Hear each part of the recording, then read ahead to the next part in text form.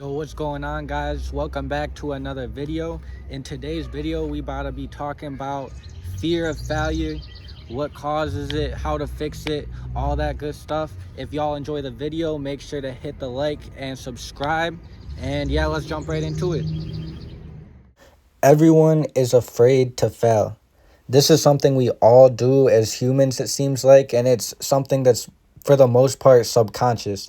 Fear of failure is the reason we decide not to take action, to make decisions off of impulse instead of logic, and stops any real progress towards our goals. So, what exactly puts this fear of failure inside of us? Is it something that we're born with, something that is taught or learned from the people around us? Well, I believe it's not something we're born with, and fear for pretty much anything is learned, most likely as a child, because that's when we're most vulnerable. And an example of this is an experiment that I saw that was done with babies and like younger kids, basically. And they had them in a playroom with toys and stuff and put live snakes in the playpen with them, and not a single one of the kids had any fear towards the snakes, and basically had no problem going up to them, touching them, just went about playing with their toys, didn't even pay no mind to the snakes. And this literally proves to us that fear comes from our experiences from growing up or even as an adult. So where exactly does this fear of failure come from that it seems like pretty much everybody has it?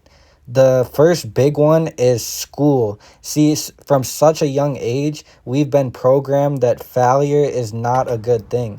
Because when you fail in school, what happens? You get a F, you feel like you didn't do what you're supposed to, you might get yelled at by your parents, you might get teased by your peers, whatever it is, right?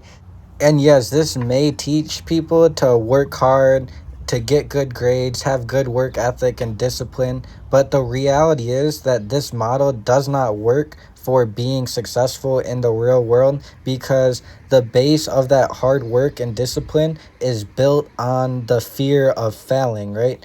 And anyone that has great success will tell you that failing is a good thing. Like, you're not going to get better or get to a level better than anybody else and be a professional in your field or be extremely successful without taking loss after loss after loss. So like, you need to be comfortable with those losses, and that's how you get better, right? Like, every single loss will take you closer to a win. So if you're always afraid to fail, how are you supposed to try new things or get better at the end of the day? And if you think about it, this is why people don't take risks or are terrified of the idea of trying something new, because your brain has been trained, if I fail, something bad will happen. And like I said, this is something that happens subconsciously most of the time. Like, people don't even know that where this comes from or why they get these thoughts and don't even pay attention to it. And it's not just school either that affirms it. It's also validated by everybody around you, because like I was saying, it feels like everybody has, or the majority of people have, this fear of failure.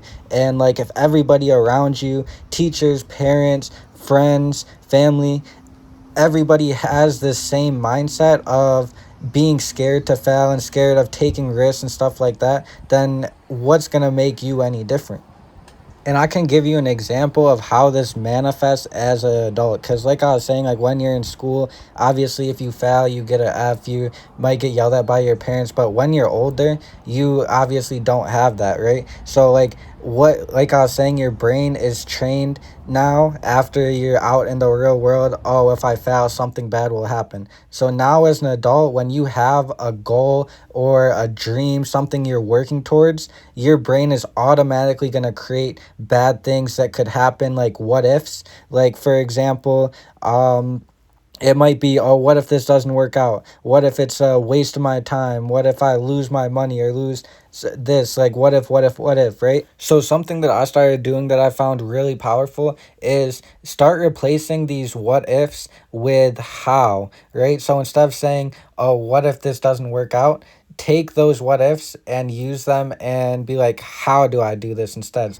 And a common fear that goes along with failure for a lot of people is the fear of change, right? Which is understandable because you're when you change, you're going into something unknown, right? Like it's something you've never done before. You don't know what's gonna happen. But something to remember, I said this in one of my other videos, I think, is you need to be comfortable being uncomfortable, right? Because if you're comfortable, no growth will happen. You'll just stay the same. So it's very important to remember to get uncomfortable. If something scares you or makes you uncomfortable, that's even more of a reason to do it. So really, fear of failure, overcoming it is the same as overcoming any other fear, and it's literally just practice, right? Like you have to fail. Like you have to put yourself in positions that you know it's likely that you're gonna fail. Or if you're making a goal for yourself, if it doesn't scare you, it's not a big enough goal. Like you need to set things for you that's going to make it so you fail on purpose if that's something you're scared of doing. And like I said a minute ago, is just becoming comfortable with failing, right? Like if you're uncomfortable right now taking a loss or failing, literally just practice that shit, and before you know it, like you're gonna take a loss and it's not even gonna affect you. Like, have you ever taken a loss or failed at something and you get so beat up over it and it like affects you for hours, days, maybe sometimes even weeks, and like it's for nothing, right? Like you can't go back and take that. Like all you can do is take the loss, learn from it, and move on. So like if losses or failure is something that you're scared of or makes you uncomfortable, you just have to take the leap, start failing, and it's going to be hard in the beginning, just like anything else when you start off. But I promise you, like as you go on, like it's going to get easier and easier. Like I take losses every day. Like it's just inevitable in the world of like selling. Like you sell anything, you're going to take losses every single day. And I'll even give you a personal example. So when I first started selling life insurance, this was something that got to me a lot, especially like when I first started out and I didn't really know what I was doing. And like usually I have like 6 to 8 appointments set up in a day, and there would be some days like half of those people don't even show up, and then the people that do show up, it's like I wouldn't even sell one of them, or maybe sell one. But yeah, there would definitely be days where I would not sell to a single person, and it would just be loss after loss, people not showing up, people saying no, going through a whole hour presentation, and just for them to be like, nah, I don't need it, or something like that, right? Or just like I said, I was new, still learning and how to handle like objections and stuff like that. And like at the end of the day, it would just like it would beat me up, I'm not gonna lie. And it's just something I had to learn to just accept, and like I said, take it as motivation and learn from each loss, get a little bit better from each one, and then you're gonna take less of them as well, so it's not gonna be as many the more you do it and the better you get at something. Like now, if I have a day that just like nobody shows up, because I still do get those days occasionally, or you just don't make a sale, like it don't even affect me. It literally just make me want to go harder, and it doesn't affect my mood. Like I'm still in a great mood no matter what happens. Like because the loss, you have to learn the loss doesn't affect you as much as you think it does. Like when people take losses, sometimes it's like they're like, oh no, it's the end of the world, stuff like that. But you just have to take a step back and realize like it's not gonna affect you in your day-to-day life or your long-term goal. And even if it is, like say you make a huge mistake, you take a big loss on something or something like that, you can always recover from it. Like yes, it's going to be hard, but like you can recover from pretty much anything. And you just got to stay positive, stay disciplined, stay consistent, and that's really all there is to it.